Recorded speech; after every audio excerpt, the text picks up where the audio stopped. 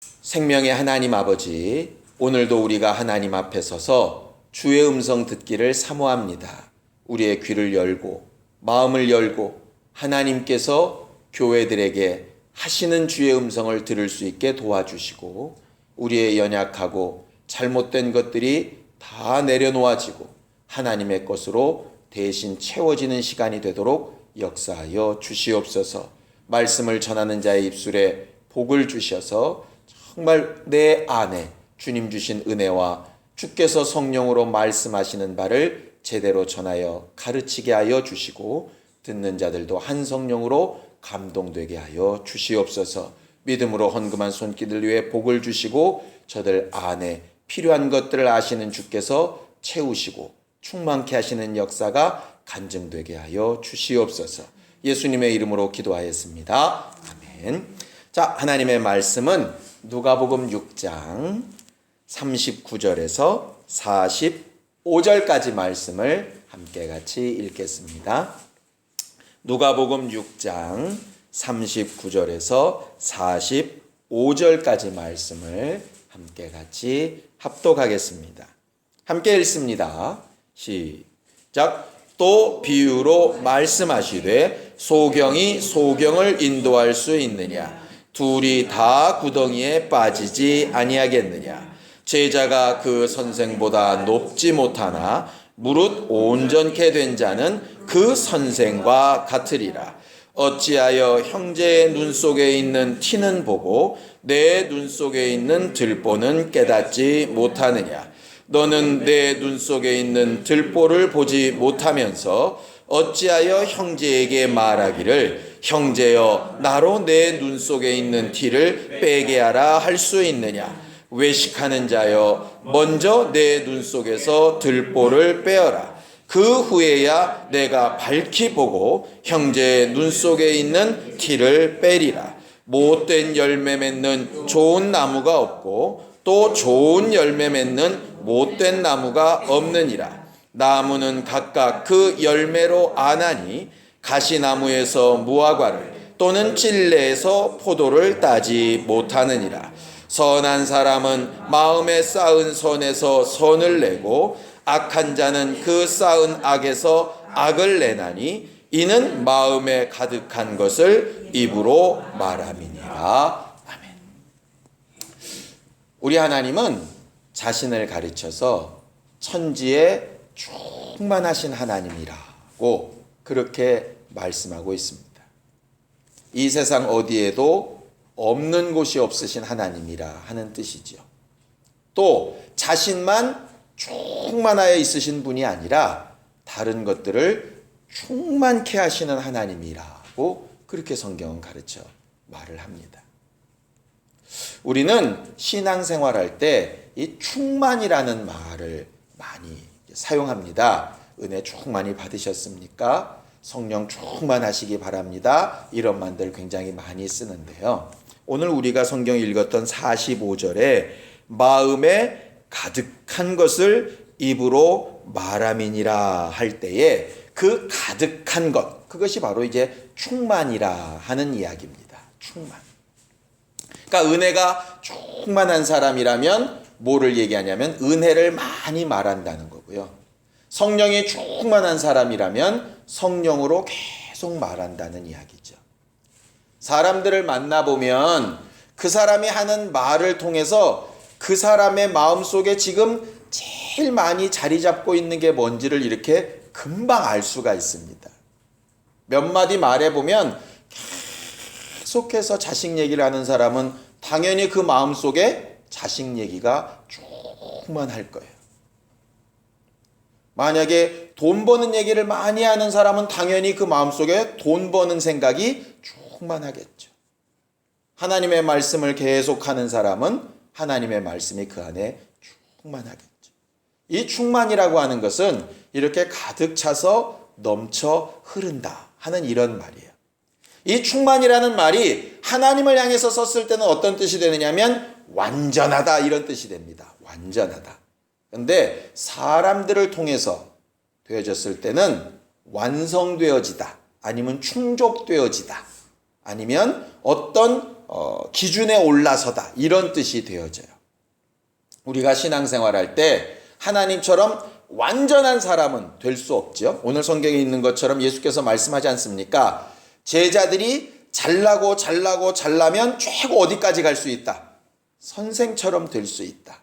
그 얘기는 기본적으로는 선생만 못한 것이 정상이기 때문에 우리가 하나님과 같이 온전하거나 하나님처럼 충만할 수는 없을 거예요. 그런데 우리가 계속해서 추구하고 사모하는 것은 뭐냐면 하나님의 충만케 하심을 따라서 정말 내 안에 하나님의 역사가 일어나는 것이에요. 억지로 내가 막 해야 되니까 하는 것이 아니라 절로 내 안에서 가득 차서 막 나오는 것 말입니다. 나오는 것. 엊그저께군요, 벌써. 엊그저께 이제 김진혁 집사님 장례식 이제 다녀왔습니다. 딱 영정사진 보고 미망인과 아이들을 딱 보는데 이렇게 올라오는 게 있었어요. 여기가 장례식장이니까 내가 울어줘야 분위기가 살겠다. 이런 생각 전혀 없이도요. 그냥 이렇게 올라오더라 이 말이죠. 그 전 토요일 날은 결혼식장 가서 그냥 신랑 신부 입장하는 거 딱 보는데 여기는 잔치자리니까 웃어줘야지 이런 생각 할 필요도 없이 그냥 보는 순간 아주 빵끝. 저희 집사람 같은 경우는 보는 순간 눈물이 주르륵. 자꾸 내 결혼식장만 가면 울어요. 참 신기한데 아마 딸을 보내야 된다는 생각 때문에 그런 건지 뭔지는 잘 모르겠는데 이게 올라온다 이 말이죠. 신앙생활이 그렇게 이 안에서 넘쳐서 올라오는 것으로 하면 힘들거나 괴롭지 않을 겁니다.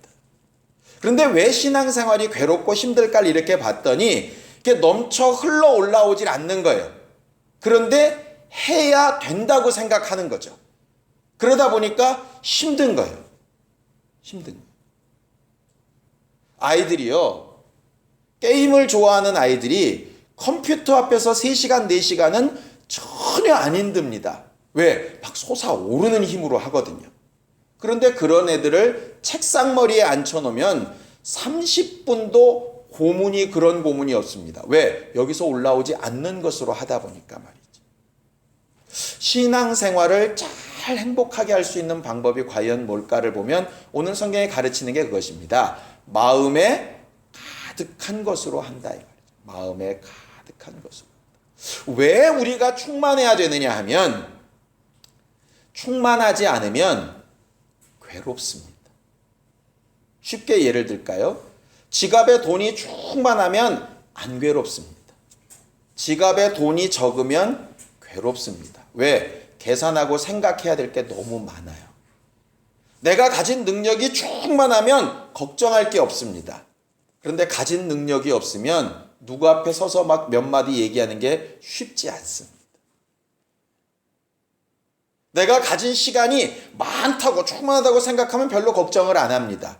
그런데 내 인생에 남은 시간이 얼마 안 된다고. 이게 적다고 생각하면 힘들어지죠. 왜 충만해야 될까? 우리는 왜 충만하기를 바랄까?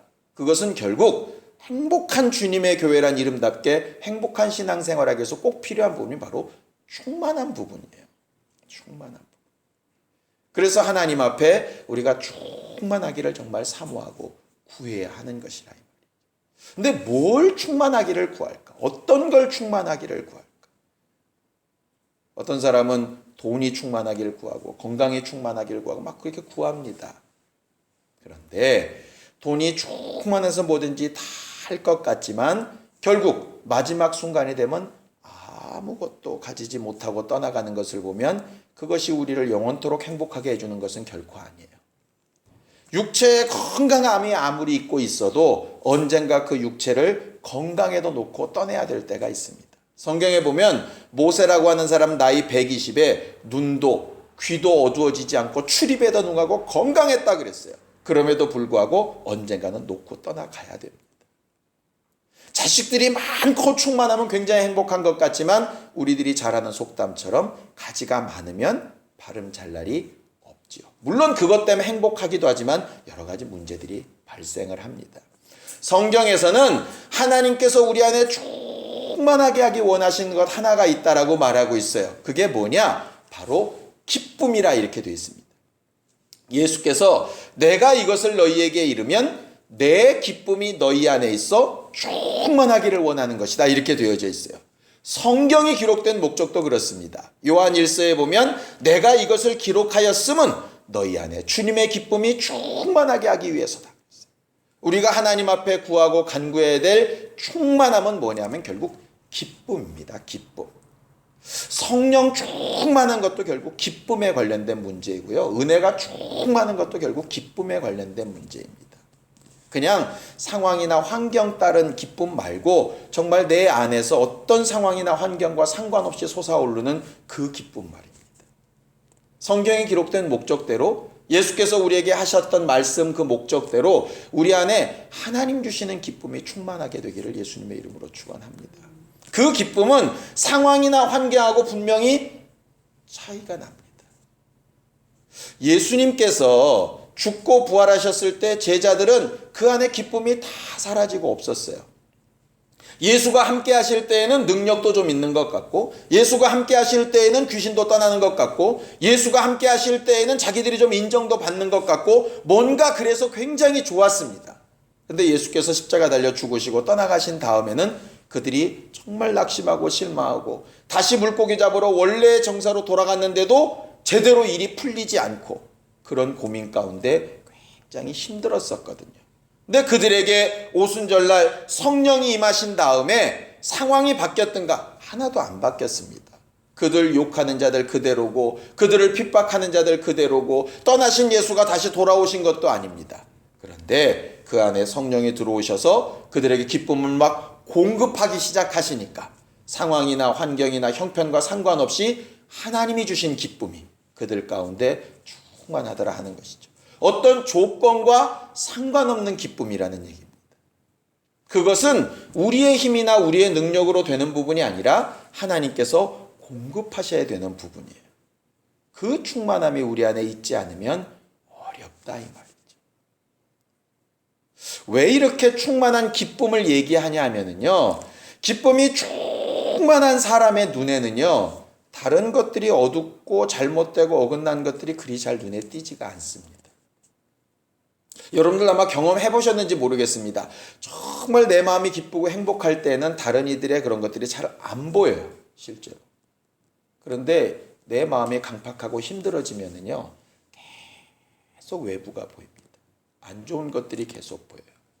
오늘 성경에 예수께서 하시는 말씀이 있습니다. 39절에 보면 이렇게 돼 있어요. 또 비유로 말씀하시되 소경이 소경을 인도할 수 있느냐? 둘이 다 구덩이에 빠지지 아니하겠느냐? 이렇게 말씀하셨어요.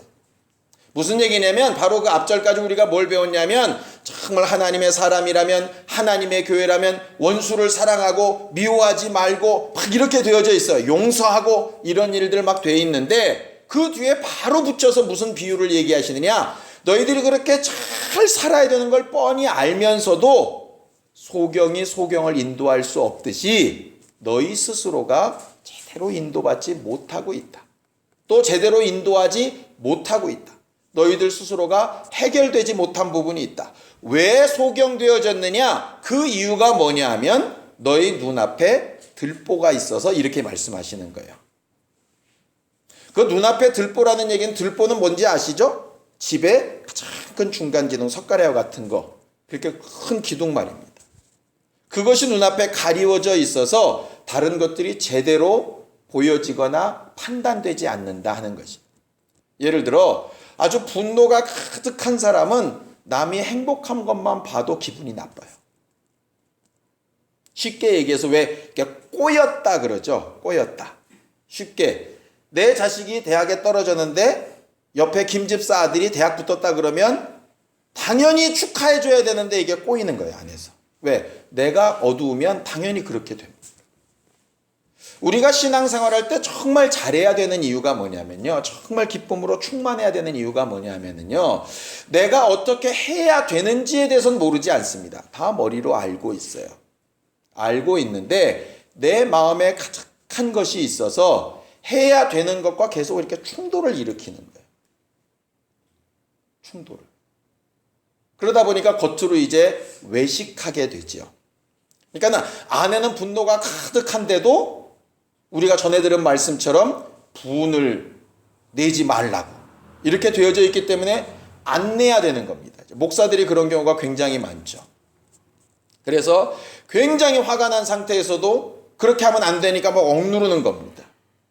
문제는 뭐냐면 이 억누르는 게 끝까지 계속 잘 유지가 되면 얼마나 좋겠어요. 혼자 있을 때만 막 골방 들어가서 난리를 치고 나오면 아무도 모르게 그렇게 하면 얼마나 좋겠냐고요. 근데 신기한 건요, 다 알아요. 저는 아닌 척 굉장히 노력하고 땀을 흘리고 있는데도 바깥에서 납니다. 오늘 화났네. 그게 드러나요. 성경에 분명히 예수께서도 말씀하셨거든요. 감추인 것이 드러나지 않을 것이 없다 하셨어요. 그러니까 바리새인이나 서기관들이 그 안에 개인적인 막 불만이나 이런 것들이 굉장히 많아요. 그럼에도 불구하고 자신들은 의롭게 사는 것처럼 말은 굉장히 잘하는 거예요. 그러다 보니까 자기도 괴롭고 보는 사람도 괴롭고 다 어려운 거죠. 예수께서 해결하시는 방법은 단 하나였습니다. 내 눈에서 들보를 빼라. 이 얘기가 뭐냐면요, 내 안에 있는 그 문제를 어떻게든 해결해야 된다는 거예요. 안에 있는 분노든 낙심이든 상처든 이런 것들이 해결되지 않고서는 불가능하다는 거예요. 그걸 그대로 둔 상태에서 겉을 아무리 꾸며봐야 언젠간 튀어나온다니까요. 과거의 상처가 언젠가 튀어나옵니다. 한동안 기독교회 내에 내적 치유 이런 말들이 굉장히 많이 있었습니다. 그게 뭐 다른 얘기가 아니에요. 실질적으로 안에 깊이 잠겨 있었던 그 과거의 상처들이나 많은 어두운 부분들이 실제로 드러내어 해결되지 않으면 언젠간 튀어나온다니까요. 언젠가 성령께서 강력하게 역사하실 때, 언젠가 주의 은혜가 강력하게 임할 때, 말씀을 듣고 언젠가 뭐 뜨끈뜨끈 심령해졌을 때, 그때는 그게 가능합니다. 마치 이렇게 물이 들어있는데 거기다 그냥 압력을 꽉 넣으면은 이게 못 올라오는 것처럼, 탄산이 꽉 닫아 놓으면 못 올라오는 것처럼 그렇게 할 때가 있어요. 그런데 언젠가 이게 약해지고 헐거워지면 펑 터지면서 그냥 다 쏟아져 나오죠. 그냥 뒀을 때보다 더 나쁜 현상들이 막 벌어지게 되죠. 많은 사람들이 얘기합니다. 은혜가 충만할 때에는 내가 안 그랬는데 은혜를 잃어버려서 그랬다고. 아니요, 은혜가 충만할 때에도 그 사람은 그랬습니다. 그냥 은혜가 억눌렀던 것뿐이에요. 문제는 뭐냐 하면요, 억눌러서 뭔가 잘하고 있는 것 같은 건 결코 잘하고 있는 것이 아니라는 거예요. 잘하는 것처럼 보이긴 하지만 잘하는 게 아니라는 거죠. 그게 성경이 오늘 얘기하는 겁니다. 못된 나무가 좋은 열매를 맺을 수 없다. 모양은 비슷하게 할 수 있어도 그렇게 할 수 없다. 좋은 나무는 나쁜 열매를 맺을 수 없다. 당연히 좋은 게 나올 수밖에 없다. 결과적으로 우리가 정말 귀하고 사모해야 될 게 뭐냐면요, 자꾸 우리는 신앙생활할 때 뭐를 고치려고 그러면 이제 겉모양을 자꾸 고치려고 하는 게 굉장히 강해요. 그래서 예배 시간에 오면 경건히 잘 있으려고 하고, 옷차림도 좀 잘하려고 하고, 어떻게 보여지는 모양도 잘하려고 하고, 이런 것들을 자꾸 훈련하려고 합니다. 그런 것으로 우리가 바뀔 수 있는 거였다면 예수께서 굳이 와서 죽지 않으셨어도 돼요. 그거 제일 잘하는 게 율법이거든요. 율법의 한계가 뭐냐면요, 내리 누르고 눌러서 겉모양은 엇비슷하게 만들 수 있습니다. 근데 속은 아닌 거예요. 그러니까 언젠간 튀어나오죠. 예수께서 하시는 말씀은 네 눈 안에 들보를 볼 수 있는 그 훈련부터 하라는 거예요. 오늘 성경에 보면 42절을 좀 읽어볼까요? 42절 함께 읽습니다. 42절 시작. 너는 내 눈 속에 있는 들보를 보지 못하면서 어찌하여 형제에게 말하기를 형제여 나로 내 눈 속에 있는 티를 빼게 하라 할 수 있느냐. 외식하는 자여 먼저 내 눈 속에서 들보를 빼어라. 그 후에야 내가 밝히 보고 형제의 눈 속에 있는 티를 빼리라. 외식하는 자여 내 눈 속에 있는 들보를 빼어라 하는데, 그 들보를 빼는 일을 뭐라고 얘기하냐면 40절을 한번 읽어보세요. 40절 시작. 제자가 그 선생보다 높지 못하나 무릇 온전케 된 자는 그 선생과 같으리라 그랬어요. 거기 그 온전케 된 자라는 말이 있죠. 온전케 된 자. 그 온전케 된 자라는 말이 결국 외식하지 않는 사람, 눈에 들보를 뺀 사람이란 얘기입니다. 온전케 된 자. 그런데 그 온전케 됐다라고 하는 단어가 무슨 말이냐면 완전해졌다 이 말이 아니라요. 훈련을 거듭해서 익숙해진 사람 이런 뜻이에요. 그 온전케 됐다는 말 자체가. 그러니까는 눈에 들보를 빼어라. 그러니까 한순간에 싹 빼가지고 그냥 반짝 보였다 이런 얘기가 아니에요. 내 외식하는 자여 들보를 빼어라 이 말은 뭐냐며 들보를 빼고 하는 훈련을 계속해서 익숙해진 사람이란 얘기예요. 익숙해진 사람. 그런데 이것이 결코 쉽지 않다 이 말이죠. 얼마 전에 이렇게 영상을 하나 봤습니다. 영상을. 자전거 타는 법을 배우는 것보다 자전거 타는 법을 잃어버리는 게 더 어렵다. 그게 제목이었어요. 이게 뭔 소리야. 근데 실제로 우리가 그런 하지 않습니까? 자전거 한 몇 년 안 탔는데도 딱 타면은 조금만 삐쩍삐쩍대다 금방 잘 탈 수 있잖아요. 근데 그 사람이 실험을 하나 한 거예요. 어떤 실험을 했느냐? 핸들에 기어 하나를 더 단 거예요. 그러니까는 자전거가 이렇게 왼쪽으로 돌리면 왼쪽으로 가고 오른쪽으로 가잖아요. 기아를 하나 더 다니까 왼쪽으로 돌리면 이게 앞바퀴가 오른쪽으로 가는 거예요. 오른쪽으로 왼쪽, 그러니까 반대로 가는 거죠. 우리가 후진할 때처럼. 그리고 나서 가르쳐 주는 거예요. 이 자전거는 핸들 방향이 반대입니다. 그러니까 왼쪽으로 넘어지려고 그러면 어느 쪽으로 돌려야 되겠어요? 우리는 왼쪽으로 돌려야 안 넘어졌는데 이건 오른쪽으로 돌려야 된다고 계속 교육을 시키는 거예요. 그리고 나서 타는데 100명이 타면 100명이 다 넘어지는 거예요. 왜 그럴까요? 머릿속으로는 생각을 하는 거예요. 이 자전거는 반대다는데 넘어지려는 순간에 내 몸이 기억하고 있어서 글로 가는 거예요. 이렇게. 가면서도 자기들이 그래. 이러면서 가요. 이쪽으로 돌리는데 간다고. 그러면서 내린 논문의 결론이 뭐냐? 자전거를 타는 법을 배우는 것보다 기존에 갖고 있는 자전거 타는 법을 잊어버리는 게 더 어렵다. 그 영상 보면서 무슨 생각이 딱 들었냐면 맞다. 내 안에 악한 것을 막 쏟아내는 게 너무 익숙해져 있어가지고 이거를 고치는 방법이 너무너무 어려운 거예요. 주의 방법으로 바꾸기가 너무너무 어려운 거예요. 맨날 아차 싶은 거예요. 그럼에도 불구하고 끊임없이 해야 되는 거예요. 마치 처음에 자전거를 배울 때 어떻게 배웠습니까? 처음에 넘어져도 계속 배웠잖아요. 그죠? 그것처럼 이것도 마찬가지예요.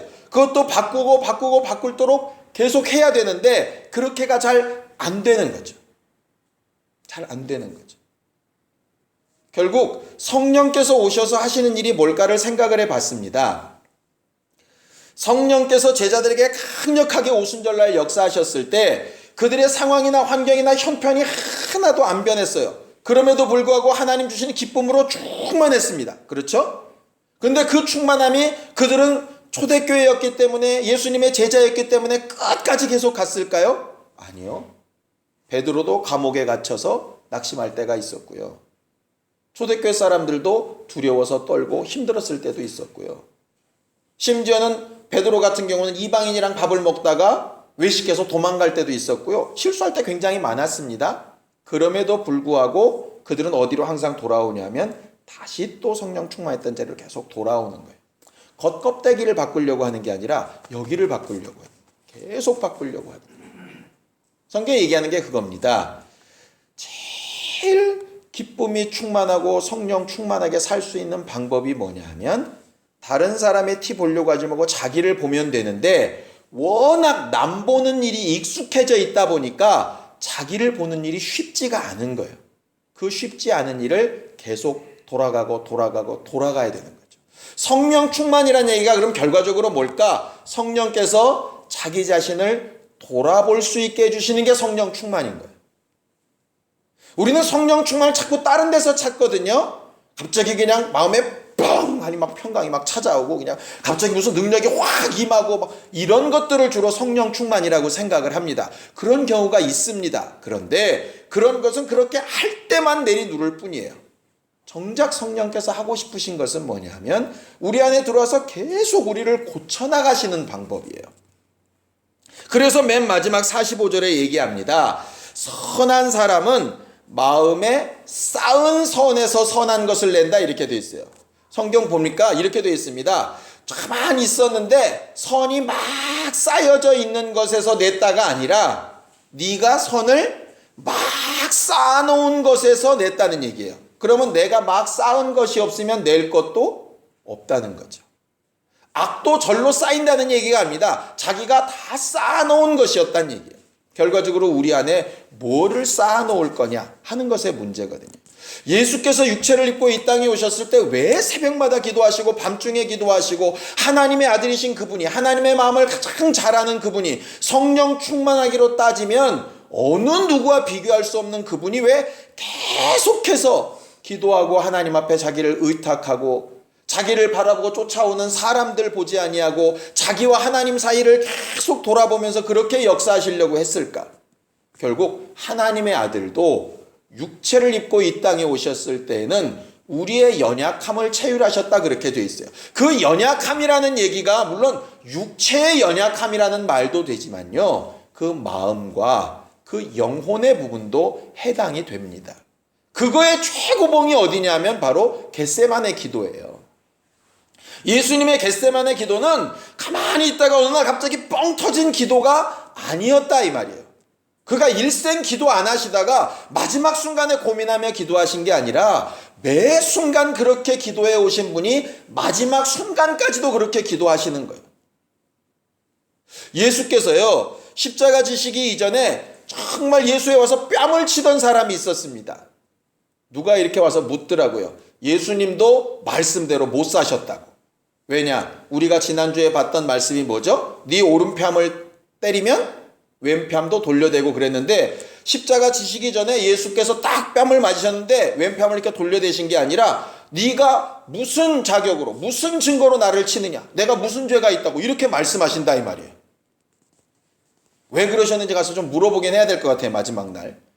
그런데 어쨌든 예수님 그렇게 말씀하신 부분대로 그렇게 못하신 부분도 있어요.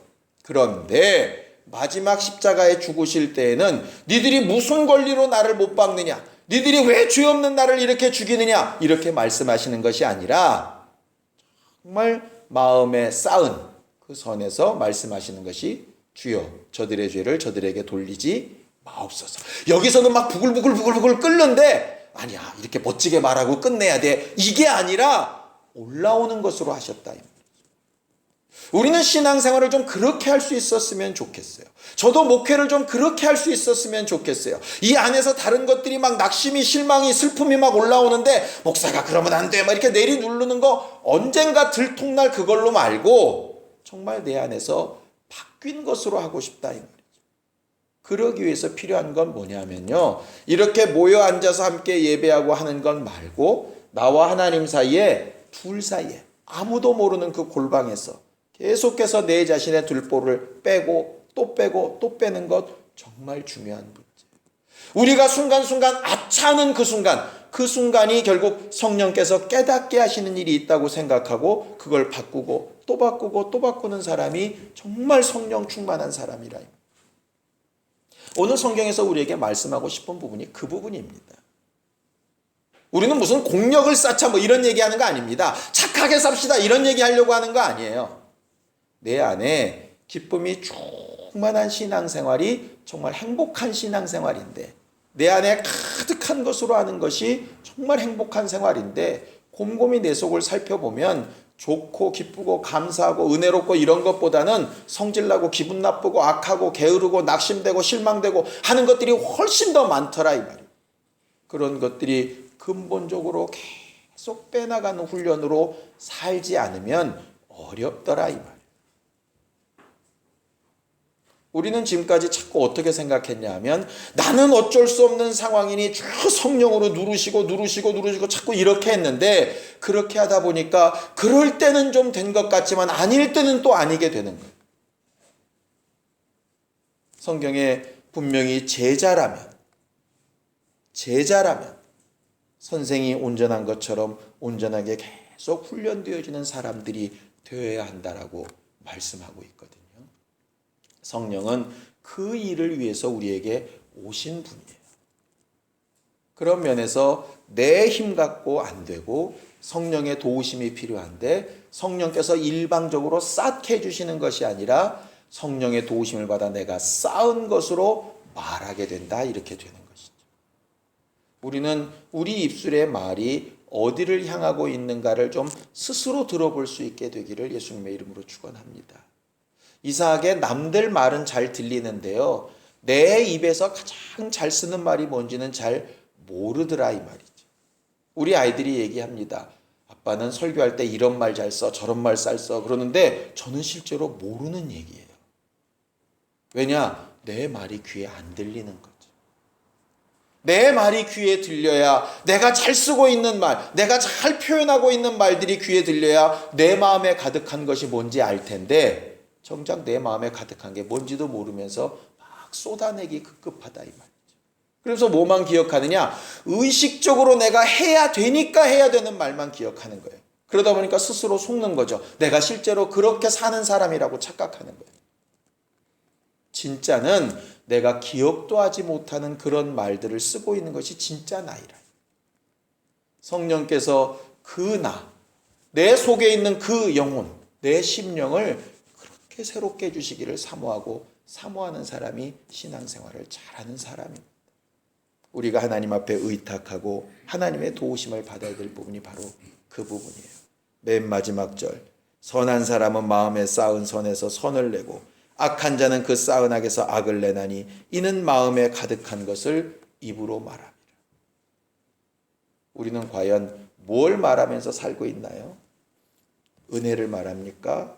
아니면 뭐가 힘들어 죽겠다고 말을 많이 합니까? 아니면 너무 좋다고 말합니까? 이래서 짜증난다고 말을 많이 합니까? 뭐가 정말 너무 행복하다고 말을 많이 합니까? 도무지 이해가 안 된다는 말들을 많이 합니까? 내가 말을 많이 하는 만큼 내 마음에 실제로 쌓여져 있는 것은 그것이에요. 그것을 내가 표현하지 않고 있다면 그저 억누르고 있는 것뿐입니다. 그것은 나를 절대로 행복하게 하지도 못하고 하나님께서 원하시는 신앙생활도 아니에요. 우리가 우리 안에 있는 것을 하나님과의 관계에서 잘 해결할 수 있는 성령 충만한 사람들이 되기를 예수님의 이름으로 축원합니다. 예수의 몸으로 간절히 같이 기도할 때 우리가 마치 내 눈에 들보를 빼듯이 우리 안에 익숙해져 있는 자전거 타는 방법을 정말 힘들여 훈련하고 훈련해서라도 고쳐야 되듯이 우리가 정말 고침받고 회복되어지는 것을 하나님과의 관계에서 잘 할 수 있도록 남들에게 보여지는 모습 말고 하나님과 나 사이에서 내게 있는 그 모습이 제대로 잘 변화되어져서 내 마음에 가득한 것으로 말할 수 있는 사람이 되도록 예수의 한번 부르고 함께 같이 기도하겠습니다. 하나님, 교회는 만물을 충만케 하시는 자들의 충만이라 하신 것처럼 연약하고 부족하고 상처받고 아파했던 많은 부분들을 그저 놓고 위에 덮어서 사용되는 것이 아니라 그것을 근원부터 고치고 온전케 하여서 하나님 앞에 제대로 된 일꾼으로 쓰임받고 성령의 도구가 되기를 원하는 것이오니 우리의 연약하고 상처받았던 부분들을 각각 하나님 앞에서 해결보고 하나님께서 가르치시고 감동하시고 바꿔나가시는 것들을 체험하는 신앙생활들 할 수 있게 도와주셔서 한순간의 능력으로 눌려있다가 다시 터져 악한 것을 말하는 자들이 아니라 근원부터 고침받고 바꿔나가고 들보를 빼어나가는 훈련에 익숙해져서 하나님 앞에 심령에 가득한 것으로 말하고 증거하며 사모하는 믿음의 사람들이 될 수 있게 도와주시옵소서. 과거의 육체의 정욕대로 살고 죄대로 사는 습관을 버리는 것이 너무나도 힘들고 어려운 일이지만 정말 주 예수의 은혜 때문에 성령께서 감동하시는 감동 때문에 해야 되고 할 수 있고 도우심을 얻을 수 있겠사오니 주여 우리를 도우시고 역사하여 주셔서 정말 요한이 주의 제자들이 각각 자기 성질과 자기 판단대로 살다가 결국 성령으로 그들의 성품도 삶도 변화를 받았던 것처럼 우리도 주님 앞에 서게 되는 그날에 주님 주신 기쁨과 감사와 은혜로 충만케 되어지는 사람으로 만들어져 갈 수 있도록 우리 모두를 도우시고 역사하여 주시옵소서. 이제는 우리 주 예수 그리스도의 은혜와 하나님 아버지의 극진하신 사랑과 성령님의 감동하시고 역사하시는 분명한 증거가 마음에 가득한 것으로 말하되 외식한 것으로 행하지 아니하고 주님 공급하시고 주님 가르치시는 것으로 채우고 쌓아서 귀한 것으로 말하려고 결심하는 모든 사람들 위해 이제로부터 이 영원까지 함께 있을지어다. 아멘.